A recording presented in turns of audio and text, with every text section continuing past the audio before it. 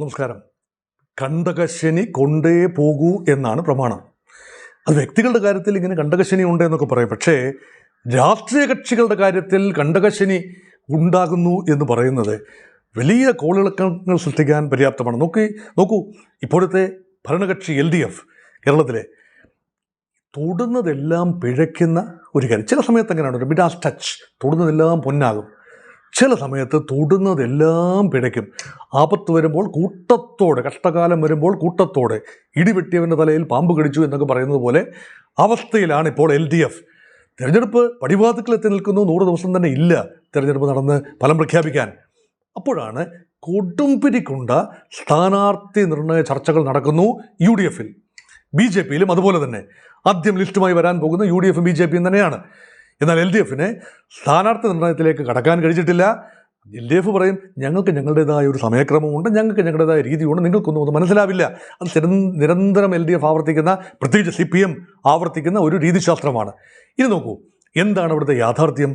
140 സീറ്റിൽ സ്ഥാനാർത്ഥികളെ കണ്ടെത്തണം. അതിൽ പാർട്ടികൾ മത്സരിക്കുന്നത് എവിടെയൊക്കെയാണെന്ന് കണ്ടെത്തണം. ഇതാണ് 87 സീറ്റാണ് CPM-ൻ്റെ ഒരു ഖോട്ട എന്ന് പറയുന്നത്. അതിൽ തന്നെ 11 സീറ്റുകൾ CPM സ്വതന്ത്രന്മാരാണ്. അതിൽ 5 സീറ്റുകൾ ജയിച്ചു വരുന്നത് കണ്ടു. കഴിഞ്ഞ 2021 തിരഞ്ഞെടുപ്പിൽ സമാനമായ സീറ്റുകളിലായിരിക്കും ഇപ്പോഴും മത്സരിക്കുന്നത്. ഈ സ്വതന്ത്ര വേഷം എന്ന് പറയുന്ന ഒരു പ്രത്യേക സാധ്യതയാണ് കേട്ടോ. ഈ CPM-ന് മത്സരം ജയിക്കാനാവാത്ത ഇടങ്ങളിൽ പൊതു സ്വീകാര്യരായ ആളുകളെ CPM-ൻ്റെ ചിഹ്നത്തിലോ അല്ലാതെ സ്വതന്ത്ര ചിഹ്നത്തിലോ മത്സരിപ്പിച്ച് ഒക്കെ ജയിപ്പിക്കുന്നു. ഇതൊക്കെയാണല്ലോ രീതി. അങ്ങനെയാണല്ലോ PV അൻവർ ഉൾപ്പെടെ ഇടതുപക്ഷത്തിൻ്റെ സ്ഥാനാർത്ഥിയായി വിജയിച്ചെത്തിയത്. ഒരു അരിവാൾ ചുറ്റിക നക്ഷത്രം ചിഹ്നത്തിൽ ഒരു CPM-കാരനെ നിർത്തി മത്സരിപ്പിച്ച ഒരു പക്ഷേ നിലമ്പൂർ ജയിച്ചു വരില്ല. അങ്ങനെയെങ്കിൽ എന്തുകൊണ്ട് ഇങ്ങനെയുള്ള പരീക്ഷണങ്ങൾ? ഇതൊക്കെയാണ് CPM-ൻ്റെ രീതികൾ. ഇതൊന്നും ഇപ്പോൾ വിലപ്പോകുന്നില്ല. ആളുകൾ ചോരുന്നു. 1. 2. പാർട്ടികൾ വിലപേശൽ, ഒരിക്കൽ പോലും കാട്ടുത്ത വിലപേശലൊന്നും ഇടതുപക്ഷത്ത് നടത്താറില്ല. CPM-ന് അപ്രബാധിതമാണ്. CPI മത്സരിക്കുന്നത് 25 സീറ്റിലാണ്. ഒരുപക്ഷെ 1-2 സീറ്റുകൾ അങ്ങോട്ടോ ഇങ്ങോട്ടോ വെച്ചു മാറാം. CPI-യുമായിട്ടുണ്ടായി വന്ന PM3 വിഷയമൊക്കെ ഇപ്പോൾ അധികം ചർച്ചയിൽ വരുന്നില്ല. പക്ഷേ ഉള്ളിൻ്റെ ഉള്ളിൽ CPI-ക്ക് വലിയേട്ടനോട്, മുൻപ് വലിയേട്ടൻ CPI ആയിരുന്നു, ഇപ്പോൾ വലിയേട്ടൻ CPM ആണല്ലോ, വലിയേട്ടനോട് കടുത്ത പ്രതിഷേധവും വിമർശവുമുണ്ട്. പഞ്ചപുച്ഛമടക്കി നിൽക്കുക എന്നല്ലാതെ മറ്റൊന്നും തന്നെയില്ല. CPI പാർട്ടി എന്ന നിലയിൽ ക്ഷയോന്മത്തമായ പാർട്ടിയാണ്. 25 സീറ്റ് കയ്യിൽ കിട്ടുന്നത് തന്നെ, മത്സരിക്കാൻ കിട്ടുന്നത് തന്നെ വലിയ ഒരു ബലമാണ്. കൊല്ലം ജില്ലയിലും തൃശ്ശൂർ ജില്ലയിലും ഒക്കെ ചില കേന്ദ്രങ്ങളിൽ ശക്തി ഉണ്ടെന്നല്ലാതെ ഒരു പാൻ കേരള അടിസ്ഥാനത്തിലും CPI-ക്ക് വലിയ ശക്തിയൊന്നുമില്ല. അതും വാസ്തവമാണ്. മറ്റു കക്ഷികൾ, ജനതാദൾ, അതായത് ഇപ്പം ലാലു പ്രസാദ് യാദവിൻ്റെ RJD മത്സരിക്കുന്നു. ഇടതു മുന്നണിയിലാണ്. 3 സീറ്റ് മത്സരിച്ചു കഴിഞ്ഞ പ്രാവശ്യം. 5 വേണമെന്നാണ് പറയുന്നത്. ഒരു കോട്ടയം, ഒരു സീറ്റ് വടക്കും, ഒരു സീറ്റ് തിരുവനന്തപുരം ജില്ലയിലുമൊക്കെ കൂടുതലായി വേണമെന്ന് പറയുന്നു. അവരോട് എന്താണ് പറയുക? ജനതാദൾ സെക്യുലർ, മാത്യു തോമസിൻ്റെ പാർട്ടി ഒക്കെ 4 സീറ്റ് പറയുന്നു. അപ്പോൾ വിജയിക്കാനൊക്കുന്ന സീറ്റുകൾ, ഇതൊക്കെ കഴിഞ്ഞ സീറ്റുകൾ തുടരുക എന്നത് എളുപ്പമുള്ള കാര്യമാണ്. മാറ്റം വരുമോ? അതൊക്കെ മൈനർ കാര്യമാണ്. ആന്റണി രാജുവിൻ്റെ പാർട്ടി ജനാധിപത്യ കേരള കോൺഗ്രസ് തിരുവനന്തപുരം മണ്ഡലത്തിൽ മത്സരിച്ചു, വിജയിച്ചിരുന്നു. ആന്റണി രാജു മന്ത്രിയുമായി. ഇപ്പോൾ ജട്ടി കേസ് വന്നപ്പോൾ ആന്റണി രാജു ഇപ്പോൾ തന്നെ നിയമസഭാ അംഗത്വത്തിലേക്ക് വീണ്ടും മത്സരിക്കാനാവാത്തൊരു നിലയിലായി. 3 വർഷത്തേക്ക് തടവ് ശിക്ഷ വിധിക്കപ്പെട്ടതുകൊണ്ട് ഒരു സ്ഥാനാർത്ഥിയെ കണ്ടെത്തണം. അല്ലെങ്കിൽ CPM അത് ഏറ്റെടുക്കുന്നു, മറ്റൊരു സീറ്റ് കൊടുക്കേണ്ടി വന്നേക്കാം. ഇങ്ങനെയുള്ള സീറ്റ് ചർച്ചകൾ, മുന്നണി ഏകോപനവുമായി ബന്ധപ്പെട്ട കാര്യങ്ങൾ, അതുമായി ബന്ധപ്പെട്ട് ഒരു തീർച്ചമൂർച്ച വരുത്താൻ വേണ്ടിയാണ് അടുത്ത ദിവസം CPM-ൻ്റെ സെക്രട്ടേറിയറ്റ് യോഗം ഉണ്ടാകുന്നു. അടുത്ത തിങ്കളാഴ്ച മുന്നണി യോഗം. LDF അപൂർവമായി മാത്രമേ കൂടാറുള്ളൂ. അങ്ങനെയുള്ള വല്ലപ്പോഴും സംഭവിക്കുന്ന മുന്നണി യോഗം കൂടാൻ പോകുന്നു. ആ പശ്ചാത്തലത്തിലാണ് ഈ വീഡിയോ.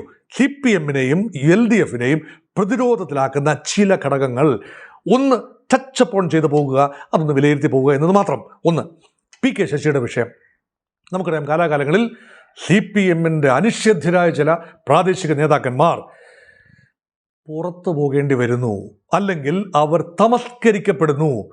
ചിലരൊക്കെ വീണ്ടും തങ്ങൾക്ക് രണ്ടാമതൊരംഗത്തിനുള്ള ബാല്യമുണ്ട് എന്ന് അറിഞ്ഞ് തിരിച്ചു വരുന്നുണ്ട്. P ശശിയുടെ കാര്യം അങ്ങനെയാണ്. PK ശശിയല്ല, P Sasi. അത് വലിയ ശക്തരായ നേതാവാണ്. പല കേസുകളിൽപ്പെട്ട് കൊള്ളാത്ത കേസുകളാണ്. പിന്നോട്ട് പോയി ഇപ്പോൾ ഇതാ അദ്ദേഹം സംരക്ഷിക്കപ്പെടുന്നു. EP ജയരാജൻ, ചിറ്റപ്പൻ വലിയ വിവാദങ്ങളിൽ പെട്ടു. പക്ഷേ അദ്ദേഹം നല്ല മനുഷ്യനാണ്, ശുദ്ധഹൃദയനാണ്, ശുദ്ധമാനസനാണ്. അതുകൊണ്ട് പറ്റുന്ന കുഴപ്പങ്ങളാണ്.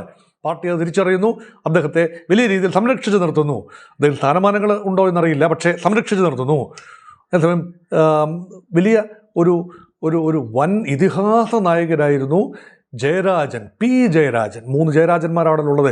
P Jayarajan, M V Jayarajan, P Jayarajan. അതിൽ പി ജയരാജൻ ഒരു പി ജെ ആർമിയൊക്കെ അദ്ദേഹത്തിൻ്റെ സപ്പോർട്ടേഴ്സ് കൊണ്ടുവന്നു. കണ്ണൂരിൽ വലിയ ഒരു നായക തുല്യമായ പദവിയാണ്. വലിയ താരാരാധനയും വീരാരാധനയും ഉണ്ടായ ഒരു സമയം. പാർട്ടി ഇടപെട്ടു, പിണറായി വിജയൻ ഇടപെട്ടു, പാർട്ടി ഇടപെട്ടു. ആ ഒരു ഫാൻ ഫോളോയിങ്ങിനെ കംപ്ലീറ്റ് മാറി. അധികം ഇപ്പോൾ കേൾക്കുന്നില്ല അങ്ങനെ ഒരു കാര്യം. അപ്പം ചിലരൊക്കെ കൊള്ളിമീൻ പോലെ വന്നു, അസ്തമിച്ചു പോയി. പി അബ്ദുള്ളക്കുട്ടി എന്തോ ഒരു അത്ഭുതക്കുട്ടി എന്ന് തെരഞ്ഞെടുപ്പ് വിജയത്തിൽ കെ നായനാർ വിശേഷിപ്പിച്ച അബ്ദുള്ളക്കുട്ടി ഇപ്പോഴെവിടെ? അദ്ദേഹം എല്ലാ പാർട്ടിയും മാറി ഇറങ്ങി കയറി. കോൺഗ്രസിലൊന്ന് കയറി, BJP യിൽ കയറി. ഇപ്പോൾ കാര്യമായി ഒന്നും കേൾക്കാനില്ലാതെ BJP യുടെ പിന്നാമ്പുറത്ത് ഇങ്ങനെ നിൽക്കുന്നു അബ്ദുള്ളക്കുട്ടി. ഇങ്ങനെ പല ആളുകൾ. സമീപകാലത്തുണ്ടായ ഏറ്റവും പ്രധാനപ്പെട്ട സംഭവം, പല കാര്യങ്ങളുണ്ട്. ചില ചാനൽ ചർച്ചയിലെ പല മുഖങ്ങളും മാറിപ്പോകുന്നു. അതൊക്കെ വാർത്തകളായതാണ്. ഇനി രാജേന്ദ്രൻ MLA അവിടെ സ്ഥാനം കിട്ടാതെ പോകുന്നു. അദ്ദേഹം വിമതനായി വരുന്നു, BJP ലൈനിലേക്ക് മാറുന്നു. അത് ഇടുക്കി ജില്ലയിൽ ഉണ്ടാക്കുന്ന ചലനങ്ങൾ ഉണ്ട്. നമ്മൾ ശെൽവരാജിൻ്റെ കേസ് നമ്മൾ കണ്ടതാണ്. തെക്കൻ തിരുവിതാംകൂർ മേഖലയിൽ ഇങ്ങനെ കാലാകാലങ്ങളിൽ പലരും വിട്ടുപോയി. ഇപ്പോഴിതാ PK ശശി വലിയ ഒരു പ്രതിഷേധ കൊടുങ്കാറ്റാണ് ഉയർത്തുന്നത്. അദ്ദേഹത്തിന് സ്വാധീനമുണ്ട്. മണ്ണാർക്കാട്, ഒറ്റപ്പാലം മേഖലയിലൊക്കെ സ്വാധീനമുണ്ട്.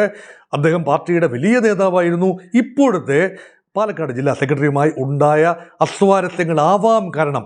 പക്ഷെ താൻ തുച്ഛീകരിക്കപ്പെടുന്നു, താൻ തമസ്കരിക്കപ്പെടുന്നു, തിരസ്കരിക്കപ്പെടുന്നു എന്ന ബോധം, ചിന്ത PK ശശിക്കുണ്ട്. അദ്ദേഹത്തിനെതിരെ അഴിമതി ആരോപണങ്ങൾ ഉൾപ്പെടെയുണ്ട്. അത് പാർട്ടി മുതലാക്കുന്നു. ചില ആളുകൾക്കെതിരെ അഴിമതി ആരോപണം ഉണ്ടെങ്കിൽ പാർട്ടിക്കത് വിഷയമേ അല്ല കേട്ടോ. പക്ഷെ അത്ര ഇഷ്ടക്കാരനല്ലാത്ത ആളിന് അഴിമതി ആരോപണങ്ങളുണ്ടെങ്കിൽ ജില്ലാ സെക്രട്ടേറിയറ്റിൽ നിന്നും നേരെ ബ്രാഞ്ച് കമ്മിറ്റിയിലേക്കാണ് മാറ്റിയത്. PK ശശി പറഞ്ഞു, എനിക്കറിയില്ല എൻ്റെ പൊന്നപ്പ, എനിക്കറിയില്ല ഞാൻ ഏത് ബ്രാഞ്ചിലാണ് പ്രവർത്തിക്കേണ്ടതെന്ന് എനിക്കറിയില്ല എന്ന് വരെ പറയുന്നു. പക്ഷേ ഇപ്പോഴും അടിയുറച്ച പിണറായി ഭക്തനാണെന്ന് ക്ലെയിം ചെയ്യുന്നു. അത് PV അൻവർ അവസാനവും പറഞ്ഞു പിണറായി വിജയൻ എൻ്റെ ദൈവമാണ്, പിതൃതുല്യനാണെന്നൊക്കെ പറഞ്ഞു. ആരെക്കുറിച്ചെങ്കിലും ഏതെങ്കിലും ഒരു നേതാവ് പിതൃതുല്യനാണെന്ന് പറഞ്ഞാൽ ആ വ്യക്തിയുടെ കാര്യം കട്ടപ്പുകയായി.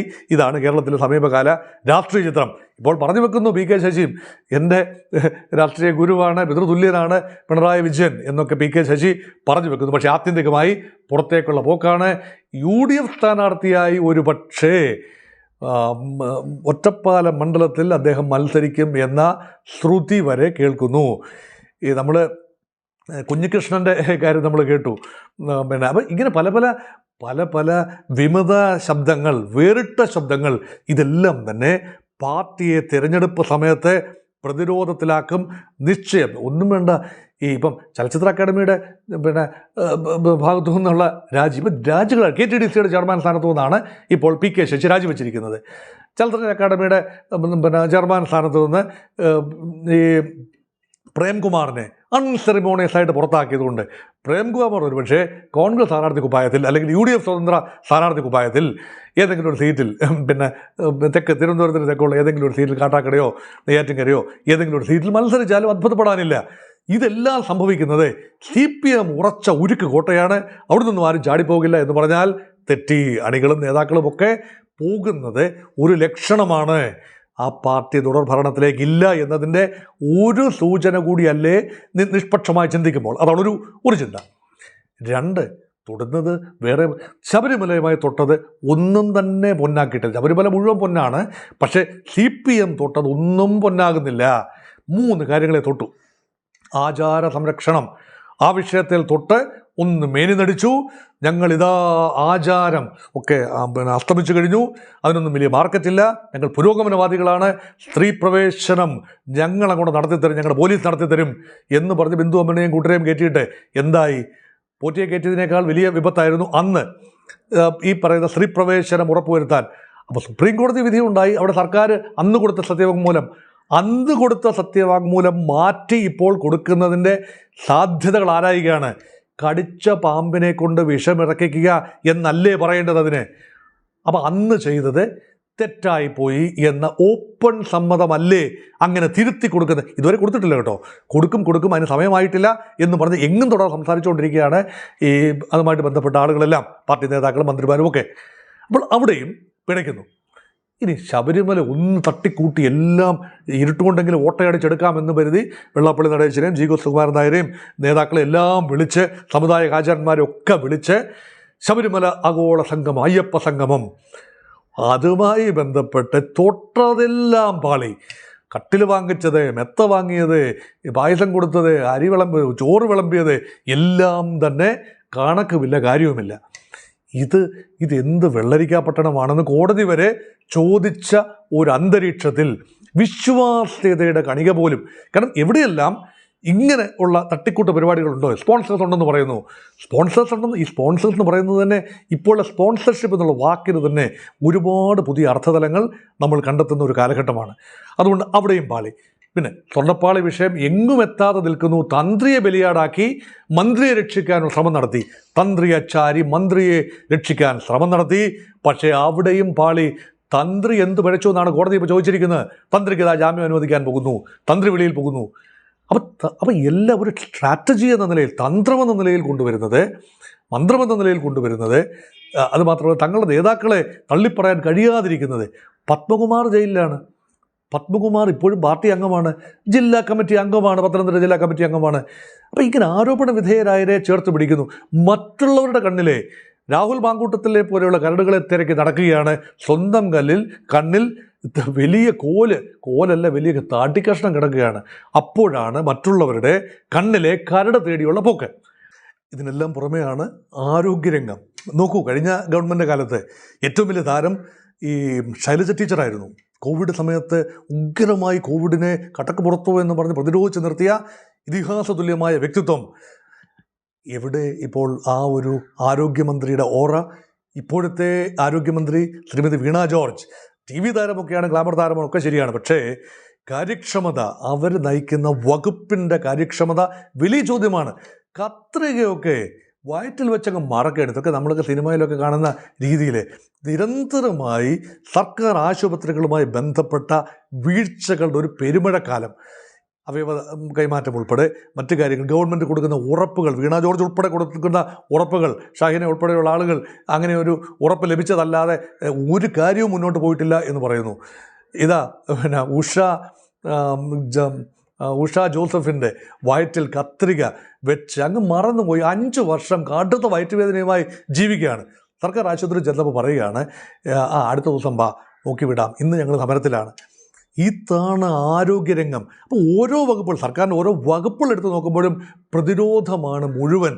ഒന്നും തന്നെ മേനി നടിക്കാനില്ലാതെ പോകുമ്പോൾ സർക്കാരിൻ്റെ പ്രോഗ്രസ് ഷീറ്റിൽ കാണിക്കാനുള്ളത് തുലോം പരിമിതമായ കാര്യങ്ങളാണ്. പിന്നെ PR വർക്കുകൾ മാത്രം നടക്കുന്നുണ്ട്. ഞങ്ങൾ ദാരിദ്ര്യവിമുക്ത കേരളമാക്കി മാറ്റി, അതിദരിദ്രരെ ഇല്ലാത്ത കേരളമാക്കി മാറ്റി, കുറച്ച് കണക്കുകളും കാര്യങ്ങളും.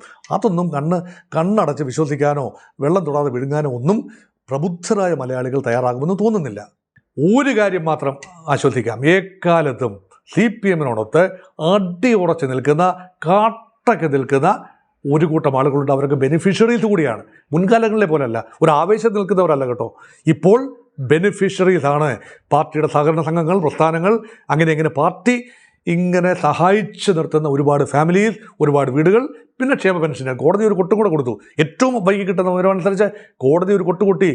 തിരഞ്ഞെടുപ്പ് അടുക്കുമ്പോൾ മാത്രം ഈ പറയുന്ന ഫ്രീ ബീസ് എല്ലാം പ്രഖ്യാപിക്കുന്നത് തികച്ചും അനാരോഗ്യപരമായ കാര്യമാണ്.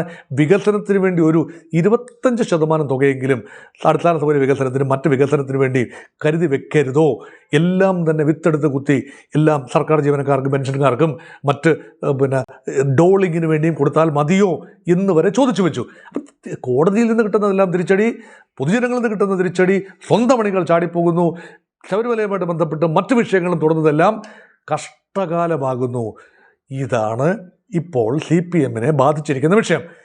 വലിയ പ്രതീക്ഷയാണ്. പക്ഷേ അപ്പോഴും CPM-ന് തുടർ ഭരണമുണ്ടാകും, പിണറായി 3.0 എന്ന് മതിലുകളിലൊക്കെ കാണാം. സാധ്യത എന്താണെന്ന് പറയാൻ ഞാൻ ആളല്ല. കാരണം 100 ദിവസം രാഷ്ട്രീയമാണ്, കേരള രാഷ്ട്രീയമാണ്. 100 ദിവസത്തിനുള്ളിൽ പല വിഷയങ്ങളും വരും, ട്രെൻഡൊക്കെ മാറി മറിയാം. പക്ഷേ ഇപ്പോഴത്തെ പോക്കെന്ന് പറയുന്നത് അധികം ഡിഫെൻഡ് ചെയ്ത് നിർത്താൻ ഒക്കുന്ന കാര്യങ്ങൾ ഇപ്പോൾ ഇല്ല. അത് എതിരാളിക്കെതിരെ ആഞ്ഞടിക്കാൻ പറ്റുന്ന വലിയ കാര്യങ്ങളും ഇപ്പോൾ CPM-ൻ്റെ കയ്യിലില്ല എന്നത് എക്കാലത്തെയും ദുർബലമായ ഒരു പോരാട്ടത്തിലേക്ക് CPM-നെ കൊണ്ടെത്തിക്കുന്നു. ഈ ആലസ്യം കോൺഗ്രസിൻ്റെ നേതാക്കൾ ഇതൊരു ആലസ്യമായി കണ്ട് തങ്ങളിതാ ജയിച്ചു, അടുത്ത മുഖ്യമന്ത്രി തങ്ങളുടെ നേതാവായിരിക്കും, തങ്ങളെല്ലാം മന്ത്രിമാരായിരിക്കും എന്ന ഓവർ കോൺഫിഡൻസിൽ UDF നിൽക്കാതിരുന്നാൽ വൻ വിജയം അതിലേക്കാണ് UDF നീങ്ങുന്നതും വലിയ രീതിയിലുള്ള തിരിച്ചടിയിലേക്ക് LDF നീങ്ങുകയും ചെയ്യുന്നു. ഇന്നത്തെ നിലയിൽ അങ്ങനെയാണ് പൊതുവെ ഉരുത്തിരിയുന്ന ഒരു രാഷ്ട്രീയ ചിത്രം. അല്ല, ഇങ്ങനെ അത്ഭുതകരമായ മാറ്റങ്ങൾ ഇനിയുള്ള 100 ദിവസത്തിനുള്ളിൽ നാടകീയമായ മാറ്റങ്ങൾ സംഭവിച്ചില്ല എങ്കിൽ ഈ പ്രതിരോധം ഇത് CPM-നെയും ഈ ഗവൺമെൻറ്റിനെയും കൊണ്ടേ പോകൂ എന്ന നിഗമനത്തിൽ തന്നെയാണ് ഇപ്പോൾ